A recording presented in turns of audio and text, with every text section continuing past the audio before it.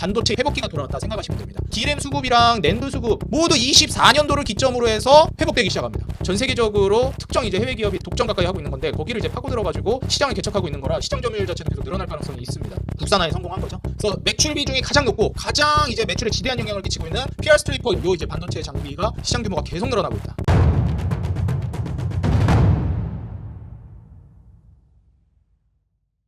네, 반갑습니다. 주식장인 유튜브 구독자 여러분들, 주식장인입니다. 자, 오늘 인생 주식 코너를 통해서는 여러분들께 또 이제 최근 AI발 수요를 비롯해가지고 데이터 센터가 늘어나고 있고 거기에 따라서 이제 반도체 수율 문제가 굉장히 대두되고 있기 때문에 오늘은 반도체 전공정 장비 쪽에서 수혜를 받을 만한 종목을 준비해 왔습니다. 사실 이제 과거에는 우리가 이제 반도체 쪽에서 주가가 정말 다이나믹하게 올라가고 수급이 많이 몰리고 이런 쪽이 소재 부품 쪽이 좀 많이 부각을 받았었어요. 특히나 이제 소재 쪽에서의 혁신이 많이 이루어지면서 소재 관련된 종목들이 굉장히 많이 부각이 되고 주가도 많이 반응하고 그랬었는데 고평가도 받고. 근데 최근 들어오면서 이제 4차 산업혁명이니 뭐니 얘기가 나오고 뭐 HBM 얘기도 나오죠. 그러면서 반도체 이제 수율 문제가 굉장히 대두가 되고 거기에 따라서 장비 관련된 종목들이 굉장히 많이 부각이 되고 있습니다. 과거에 비해서 장비 관련된 주식으로의 수급이라든지 관심도가 많이 높아졌다라고 저는 개인적으로 느끼고 있어가지고 여러분들도 이제 반도체 관련된 종목들 중에서 여전히 뭐 소재나 부품 좋긴 한데 과거에 비해서 상당히 좀 재평가받고 있다라고 하는 것까지 이제 얘기를 하는 게 맞을지 모르겠는데 상당히 관심도가 올라갔다라고 판단되는 장비 쪽도 여러분들 눈여겨보시라 말씀드리겠습니다. 오늘 제가 준비해온 종목은 PSK라는 종목이고요. 이제 반도체가 있으면 반도체 만드는 거에 있어서 후공정이 있고 전공정이 있는데 전공정의 이제 장비를 만드는 애들이라고 보시면 되겠습니다. 세정 식각 장비를 전문적으로 생산하는 업체예요. 그래서 매출이라든지 사업성 여러분들께 소개를 해드리면서 본격적으로 기업 소개를 시작해 보도록 하겠습니다. 일단 지금 기관 주도의 매수세가 상당히 많이 들어오고 있는 걸 확인하실 수 있고요. 뭐 외인들 수급도 있지만 기관 수급이 가장 주도적이다. 그 중에서도 투신 물량이 좀 주도적으로 들어오고 있다. 여러분들 이렇게 확인을 하시면 되겠고요. 그리고 이제 PSK를 한번 보시게 되면은 얘네가 이제 영업이익률이 2023년도 주요 반도체 전공정 업체를 기준으로 따졌을 때 영업이익률이 가장 높은 게 PSK였습니다. 그 밑에가 주성엔지니어링, 뭐 KC, KC텍 이런 거 제가 한번 소개해드린 적 있죠. 뭐 유진테크, 제우스도 제가 한번 인생 주식으로 소개해드렸었고 또 뭐 그때 그 밑에 뭐 테스, 워닝 IPS 이런 종목들이 있습니다. 이 PSK가 영업이익률이 상당하죠. 24년도 이제 1분기로 오면서 전공정 업체 영업이익률이 여전히 PSK가 거의 탑급이긴 한데 그 위에 HPSP가 압도적으로 이제 높게 나왔습니다. 그래서 HP가 지금 영업이익률 쪽으로 전공정 업체 중에서는 가장 뛰어난데 그렇다고 해서 지금 HPSP가 좀 투자해볼 만하냐? 물론 매력적이긴 해요. 근데 2023년도에 이미 주가를 너무 많이 올려놓은 것도 있고요. 기술적으로 많이 올라가고 지금 조정을 주고 있는 상황이라 물론 재상승이 나올 수야 있겠지만 이익률이 높은 건 맞는데 PER이나 PBR을 따져봤을 때 22배, 5.86배라는 거는 이 저평가라기보다 이제 고평가 영역으로 넘어가고 있는 단계라고 보셔야 됩니다. 그래서 뭐 부채 비율도 10%대고 거의 무차익 구조고 영업이익률도 55%라는 말도 안 되는 영업이익률에 ROE는 뭐 29% 정도. 이거 대단하긴 합니다. 만약에 이 기조로 계속 성장을 해나간다라고 하면은 HPSP는 주가가 더 올라갈 수도 있어요. 충분히 더 올라갈 수 있기는 한데 제가 봤을 때는 그러려면 주가가 좀 더 낮아지거나 아니면은 이익 모멘텀이 훨씬 더 큰 게 뭐가 나와줘야 좀 추가적인 상승이 나오지 않을까. 이미 한번 너무 크게 해먹었고 23년도에 1년 내내 올해 초까지 계속 올라갔다가 굉장히 장기간의 상승 이후에 거의 1년 내내 올랐거든요. 23년 초부터 24년 초까지 1년 내내 주가를 밀어 올렸기 때문에 지금의 조정 이후에 지금 조정이 살짝 나온 단계에서도 결코 저평가는 아니라서 좀 더 조정이 나올 가능성도 있고 좀 매력도는 좀 애매하긴 합니다. 근데 PSK는 주가가 이제 올라가고 있기는 한데 이 종목 같은 경우 20년도, 21년도에 코로나 팬데믹 이후에 좀 올라갔다가 22년도, 23년도 조금 조정을 거치고 올해부터 이제 본격적으로 다시 올라가기 시작한 거거든요. 그래서 사실 HPSP가 신을 내고 그 다음에 이제 PSK가 후발주자로서 올라가는 그런 상황이다라고 보여져서 아무래도 HPSP보다는 PSK 쪽이 지금 현재로 놓고 봐서는 매력도가 좀 더 있지 않나 생각이 듭니다. 마찬가지로 26년 내년도 한 1100억대 순이익, 1000억 넘어가는 순이익 예상이 되고 부채 비율도 한 18%, 한 19% 정도 예상이 되니만큼 부채 비율이나 순이익 남겨먹는 거 보면은 크게 차이가 없어요. 영업이익률이나 이제 ROE를 따졌을 때는 ASP가 좀 더 매력도가 있다라고 볼진 모르겠지만 조금은 아니지만 그거에 비해서 떨어진다고 해서 영업이익률 25% 굉장히 잘 나오는 겁니다. ROE 18% 굉장히 잘 나오는 거예요. 그리고 가장 중요한 게 PER이 8배 정도 수준이고 PBR이 1.4배 정도 수준입니다. 전성기 때 PSK가 이제 반감기 때 좀 들어서고 그리고 이제 반도체 사이클 상으로 좀 위축되던 시기에 이제 좀 떨어지고 다시 이제 회복되는 시점을 생각해 보면 과거에 이제 사이클상 회복되는 시점에 PER 15배, 16배 정도 산정이 됐던 걸 감안하면 지금 8배 정도 수준은 저는 충분히 투자 메리트가 있다라고 보고 있습니다. 그래서 지금 신고가 쓰고 있는 상태에서 투자해 볼 만하다고 보고 있고요. 충분히 HP, SP 이후에 신고가 랠리 쭉 한번 보여줄 수 있을 만한 종목이니까 또 고평가되어 있지도 않고 여러분들 눈여겨보시면 좋을 것 같아요. 그래서 HP, SP는 이미 많이 올라갔고 그 다음에 이제 PSK가 후발주자로서 좀 올라가고 있고 더 갈 것 같다. 그래서 원래는 매출 비중을 봤을 때도 중국이 25% 정도, 한국이 한 46% 정도 됐는데 최근에 여러분들 이제 중국이 상당히 수출이 많이 늘어나고 있습니다. 중국 쪽에서도 본격적으로 이제 메모리 생산 업체들이 캐파 증설을 하고 있는 상황이고 중국향 매출 비중이 24%에서 거의 41%까지 늘어났죠. 수익성이 중국향 매출이 또 높기 때문에 지금 중국 매출 비중이 올라갔다라는 거는 바꿔 말하면은 좀 이제 수출 비중이 올라갔다라고도 볼 수 있는 거고요. 대만 매출 비중도 살짝 올라갔죠. 그래서 영업이익률이 중국 매출이 올라가면서 상당히 우상향되고 있다. 이렇게 보시면 될 것 같아요. 그래서 지금 중화권 주요 메모리 업체 캐파도 CXMT랑 YMTC가 가장 대표적인 업체인데 얘네가 지금 캐파가 계속해서 늘어나고 있죠. 아무래도 이제 고금리가 좀 마무리되고 저금리를 장기적으로 봤을 때는 우리가 대비해야 되는 시점이기 때문에 투자를 이제 좀 늘리려고 하는 것 같습니다. 중국 쪽에서도. 그래서 대표적인 두 개 업체 CXMT랑 YMTC 중국 기업이 지금 현재 본격적으로 캐파 증설을 하고 있다. 이게 이제 본격화되기 시작하면서 21년도에 베베레처라는 새로운 이제 제품을 또 내놨거든요. PSK가 그거까지도 이제 공급 확대가 되고 있는 상황이라 지금 시너지가 많이 나고 있다. 여러분들이 생각하시면 될 것 같아요. 주요 이제 제품을 보게 되면 드라이 스트립, 그 다음에 이제 드라이 클리닝 엣지, 그 다음에 부품 이렇게 되어 있는데 제품 이거 부품은 26% 매출 비중이고 이 부품 판매로 거의 뭐 한 75%, 80% 정도 비중을 차지하고 있다 보시면 됩니다. 그리고 요 이제 제품 중에서도 RP 스트리퍼가 이제 매출 비중이 제일 높습니다. 거의 80% 된다고 그래요. D램, 낸드, 로직 다 쓰임이 있고요. 드라이 클리너, NHM, 뉴 이거 뭐였더라? 이거 지금 약자 기억이 안 나는데 무슨 마스크 스트리퍼입니다. 그래서 PR 스트리퍼, 포토레지스트 스트리퍼 다음으로 얘가 이제 신규 장비로 부각이 되고 있어요. 얘가 이제 또 마진이나 이런 것도 많이 남을 걸로 예상이 됩니다. 그 다음에 베베레처, 이것도 제가 이따 이 제품들은 다 무슨 제품인지 반도체가 어렵기 때문에 반도체 장비라는 건 알겠는데 도대체 어디 쓰이는 건지 잘 모르겠잖아요. 일단 매출의 대부분을 차지하고 있는 PR 스트리퍼, 포토레지스트 스트리퍼는 지금 다 쓰입니다. D램, 낸드, 메모리 반도체 쪽, 로직 다 쓰입니다. 그리고 드라이 클리너는 D램 쪽에 쓰이고 NHM 스트리퍼는 낸드 쪽에서만 쓰이고 있고요. 베베레처는 D램, 낸드, 로직 다 쓰입니다. 그래서 베베레처 요거를 좀 여러분들이 좀 주목해 볼 필요가 있어요. 지금 전 세계적으로 특정 이제 해외 기업이 거의 독점 가까이 하고 있는 건데 거기를 이제 파고들어 가지고 시장을 개척하고 있는 거라 시장 점유율 자체도 계속 늘어날 가능성이 있습니다. 국산화에 성공한 거죠. 그래서 매출 비중이 가장 높고 가장 이제 매출에 지대한 영향을 끼치고 있는 PR 스트리퍼 요 이제 반도체 장비가 시장 규모가 계속 늘어나고 있다. 19년도 잠깐 이제 반도체 사이클 따라서 좀 조정 나왔다가 이때 15, 16, 17년도 조정 나왔다가 18년도 딱 떡상하고 19년도 조정 나왔다 20년도 21년도 떡상하고 22년도까지 계속 성장하죠. 23년도가 이제 좀 조정받는 시기였어요.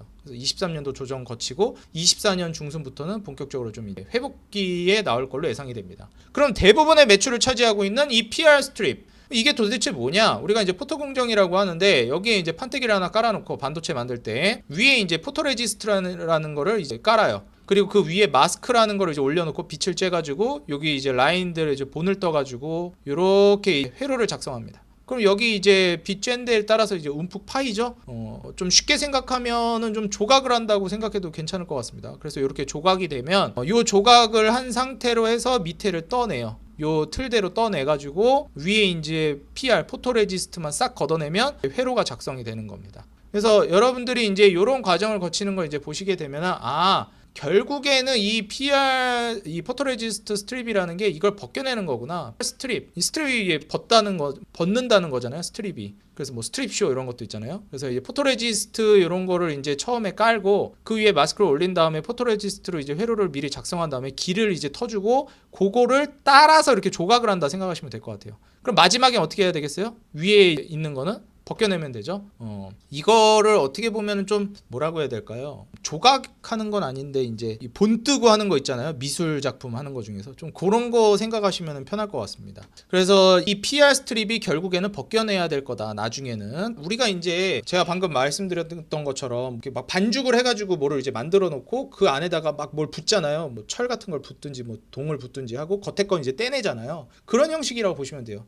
처음에 이제 안에 걸 만들기 위한 틀이라고 생각하시면 될 것 같습니다. 아주 똑같진 않지만 그런 식으로 이해하면 좀 빠를 것 같아요. 그래서 이 포토레지스트라는 거는 결국 나중에는 벗겨내야 될 불순물 같은 거고, 그래서 이거를 벗겨내는 게 어떻게 보면 큰 의미로 봤을 때는 세정 장비라고도 볼 수 있다, 이렇게 뭐 얘기도 하더라고요. 그래서 이 구조 자체가 원리랑 구조, 이 PR 스트리퍼 원리랑 구조가 이렇게 된다고 하는데, 솔직히 이 화학작용으로 하는 구조까지는 제가 이해를 못 하겠더라고요. 그래서 이 구조가 이해가 되시는 분들은 너무 무책임한가? 이거 전공하시는 분들, 이과생분들은 댓글로 작성해 주시면 저도 한번 좀 참고해 보겠습니다. 그래서 저 PR 스트립이 가장 이제 대표적으로 매출 비중을 많이 차지하는데, 그거 말고도 이제 점점 이 건식으로 바뀌고 있거든요. 그래서 이제 제가 여기서 보여드리고 싶은 게 뭐냐면은, 과거에 이제 습식 장비로 써도 크게 상관이 없었어요. 근데 건식 장비로 점점 넘어가고 있는 추세거든요. 근데 이게 왜 그러냐, 이게 드라이 클리너를 이제 또 판매를 하고 있거든요, 장비를. 근데 미세화가 이제 진행이 되면서 이게 나노미터죠, 나노밀리 테크, 이제 나노밀리가 100나노밀리 아래로 이제 떨어지면서 점점 이제 미세화되고 있잖아요, 반도체가. 그래서 기술 테크놀로지가 발전하면서 점점 미세화가 되면은, 이게 원래는 이제 습식 세정으로 했는데 습식에서 이제 슬슬 건식 플러스 습식으로 하고 점점 건식 쪽으로 나아가게 됩니다. 습식으로 하게 되면 이 세정액 자체가 이게 깊어지면서, 높이가 이제 깊어지면서 오염원까지 이제 도달을 못하게 되고, 여기까지만 이제 도달을 하는 이런 이제 일이 발생합니다. 그럼 이거를 세정을 해내야 되는데 세정을 못하게 되는 거죠. 그래서 습식으로 하면 이런 이제 한계가 존재한다. 그래서 높이랑 밑변 값이 커지다 보니까 미세화하면서 습식보다는 건식 세정 장비 수요가 올라가고 있습니다. 그래서 삼성전자나 중화권 업체나 이런 데로 드라이 클리너 제품이 판매가 되고 있다 보시면 될 것 같아요. 그래서 이 드라이 클리너 제품도 판매를 하고 있고, 아까 전에 NHM 제품을 제가 설명을 드렸었는데, NHM이 여기 나오는 것처럼 뉴 하드 마스크 증착 세정 과정입니다. 아까도 말씀드렸지만 이 마스크라는 건 그냥 이 위에 올려놓고 이제 여기 위로 본을 뜨는 거거든요. 그래서 보시게 되면 실질적으로는 이렇게밖에 안 남아요. 이렇게 회로를 뜨는 거예요. 웨이퍼 위에다가 옥사이드라는 이런 걸 올려가지고 그 위에다가 이제 뉴 하드 마스크 NHM을 하나 더 올립니다. 이게 왜 그러냐면요, 이 포토레지스트를 하게 되면은 얘를 세정하는 과정에서 밑에 있는 이 옥사이드, 요거는 실제로 써야 되는 제품인데 요거까지 같이 이제 날려버리거나 아니면은 조금 이제 깔끔하지 못하게 수율 문제가 좀 생기게끔 불안정하게 이제 세정이 되는 경우가 있어가지고 위에 하나를 더 깔아주는다고 생각을 하시면 됩니다. 그래서 뉴 하드 마스크를 깔고 그 다음에 아까 말씀드렸죠, 포토레지스트 코팅을 올리는 거예요. 원래는 그냥 요 두 개만 해놓고 웨이퍼 위에다 옥사이드 올린 다음에 바로 요 포토레지스트를 깔았는데, 그 사이에 하드 마스크를 하나 더 까는 겁니다. 그래서 이렇게 이제 빛을 쬐가지고 회로를 떠요, 마스크 따라서. 그러면은 이제 여기에 따라가지고 같이 이제 뉴 하드 마스크 따라서 여기 본을 뜨고 위에 이제 PR은 싹 날려버리는 겁니다. 그럼 요렇게 되죠? 여기에서 이제 요거 따라서 이제 파기만 하는 겁니다. 그 다음에 이제 요거 마스크는 뭐예요? 그냥 걷어내기만 하면 되는 거예요. 그래서 이제 훨씬 더 수율이 올라가는 효과를 가져옵니다. NHM으로 가면서. 그래서 이 실제로 뉴 하드 마스크 스트리퍼를 쓰면서 과거에는 뭐 하드 마스크 같은 거 증착하지 않고도 방금 말씀드렸듯이 그냥 요거 포토레지스트만 도포하고 노광하고 식각하고 세정 마지막에 해가지고 요게 쭉 이제 한 다음에 노광 이제 뭐 식각 한 다음에 마지막에 요거 이제 세정해서 이제 날려버리고 뭐 요런 순이었는데, 이제 미세화가 진행되다 보니까 패턴도 훨씬 더 정확해야 되고 균일도도 높아야 되는데, 이 포토레지스트 요거 이제 두께가 점점 이제 얇아지다 보니까, 이게 너무 얇아지니까 이게 이 층이 무너져 버리는 거예요. 너무 얇다 보니까. 그래서 식각 공정하다가 이 아래에 있는 이 실리콘 레이어나 뭐 이런 데까지 손상을 주는 겁니다. 이게 영향을 받으면 안 되는데 얘네는. 그러면 얘네가 이제 불규칙하게 조각을 해버리게 되면 어떻게 되겠어요? 그렇죠. 이제 수율이 떨어지죠. 정확하지 않게 되고 막 결함이 생기고 이렇게 되는 거죠. 그러다 보니까 이제 중간에 뉴 하드 마스크 요거를 이제 까는 증착이 하나가 공정이 추가됐다라고 생각하시면 되는데, 이게 아무래도 AI나 이런 게 이제 나가면서 수율 문제가 굉장히 중요해지고 있어요. 그래서 이 수율 문제가 중요해지다 보니까 장비 업체들이 중요해지는 거고, 이 뉴 하드 마스크도 결국 수율 때문에 추가된 공정이다라고 생각하시면 됩니다. 그래서 이제 수율 문제에 앞장서서 이제 또 선도를 해나가고 있는 업체이니만큼 수요 역시도 계속해서 올라갈 수밖에 없다라고 보고 있어요. AI발 수요의 가장 핵심은 반도체 수율을 올리는 게 가장 대표적이거든요. 그래서 수율 문제에 성공한 그런 장비 업체나 혹은 반도체 업체들이 살아남을 것이다, 이렇게 생각하시면 됩니다. 그리고 실제적으로 수율 문제 이런 걸 떠나서도 전체적인 거시적인 관점으로 보더라도 반도체 생산업체의 재고 자산이 점점 줄어들고 있습니다. 재고가 줄어든다는 게 뭐예요? 고간에 미리 비축했던 제품들이 점점 판매가 돼서 없어지고 있다는 거니까 새로 주문을 하겠죠. 그렇기 때문에 메모리 업체 중에서 가장 대표적인 삼전, SK하이닉스, 마이크론이 세계 업체가 전반적으로 재고 자산이 떨어지고 있고, 투자를 안 했던 이유가 이런 이제 대표적으로 재고가 많이 쌓여 있기 때문도 작용을 했죠. 그래서 이제 재고 자산을 이제 줄이는 작업을 거쳤던 거고, 작년에 올해부터는 이제 재고를 줄였고 다시 투자를 확대하고 주문을 넣기 시작하는 시대다. 반도체 이제 회복기가 돌아왔다 생각하시면 됩니다. 그래서 D램 수급이랑 낸드 수급 둘 다 이제 메모리 반도체 D램이랑 낸드 보시게 되면 모두 24년도를 기점으로 해서 회복되기 시작합니다. 그래서 공급 수요 자체도 실제로 수요도 굉장히 늘어나고 있죠. D램도 수요가 앞지르고 있죠. 여기도 이제 수요랑 공급이 전반적으로 올라가고 있어요. 그럼 이제 어떻게 되겠습니까? 결국 이건 이제 D램이죠. DDR4, DDR5, DDR5가 최신 기술이죠. 더 최근에 나온 제품이죠. 전반적으로 스프레드도 그렇고 현물가, 고정가도 전반적으로 회복되고 있습니다.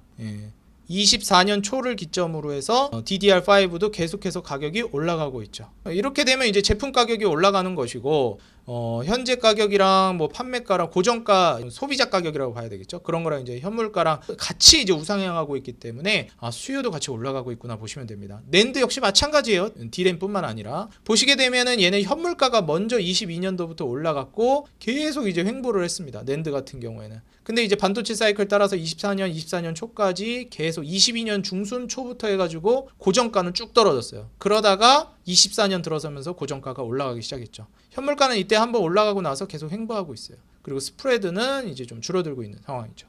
그래서 이 부분을 여러분들 고려했을 때 낸드 역시도 좀 회복기로 가고 있구나. 이 고정가가 올라가다 보면 이제 현물가도 올라갈 수밖에 없습니다. 그리고 이제 D램의 이제 빗그로스 성장 자체도 추이랑 전망을 보시게 되면은 23년도를 저점 찍고 24년도부터 회복기를 보여주고 있는 걸 확인하실 수 있어요. 이때도 마찬가지, 낸드도 마찬가지. 그래서 D램과 낸드가 모두 지금 24년도가 이제 회복기구나. 반도체 업황 자체가 지금 이런 식으로 흘러가고 있구나. 제가 이전에도 말씀드렸죠.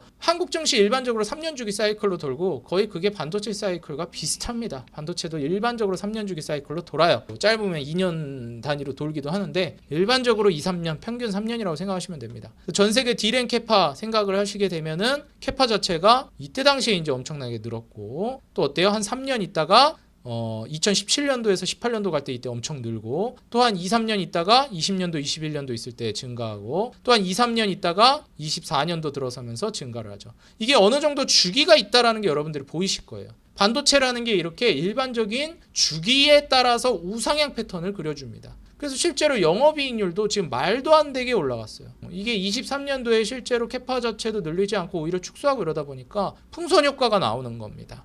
이렇게 이익률 자체가 굉장히 높아지면서 HPSP 그런 종목들이 올라간 거고, PSK가 지금 계속 잘 가고 있는 거고 더 갈 거라고 보여집니다. 전 세계적인 D램 캐파 자체도 이때 22년도에서 24년 초까지 이제 좀 위축이 되다가 25년, 27년까지는 계속해서 이제 우상향을 보일 것이다. 아무래도 고금리였기 때문에 어쩔 수가 없었죠. 근데 이제는 금리가, 제가 말씀드렸지만 고금리가 솔직히 위험하다고 생각하는 사람들이 있는데, 단순히 고금리라서 어려운 것도 물론 있지만 더 투자에 있어서 최악은 뭐냐면 불확실성이에요. 금리가 어디까지 오를지를 모르겠으니까 더 위축되는 게 있거든요. 근데 사실 지금 물론 고금리인 건 맞는데 금리가 더 오를까요? 그쵸, 뭐 더 오를 수도 있다 말은 하는데 상식적으로 금리가 더 오를 가능성은 거의 없잖아요. 그러다 보니까 예측이 어느 정도 정도 가능해지고 언제 금리가 내리느냐의 차이를 이제 우리가 예상할 수 있고 금리 상단은 이제 어느 정도 예상이 됩니다. 그러다 보니까 기업들도 이 정도 위로 금리가 가지는 않겠구나. 그럼 이 정도까지는 투자를 해도 되겠다라고 얘기가 나오면서 공격적인 투자까지는 아니지만 투자가 시작되고 있다라는 겁니다. 투자를 줄이다가 다시 투자를 시작하는 것만으로도 얼마나 큰 상징성을 지닙니까? 저금리로 가게 되면 투자가 훨씬 확대되는 거죠.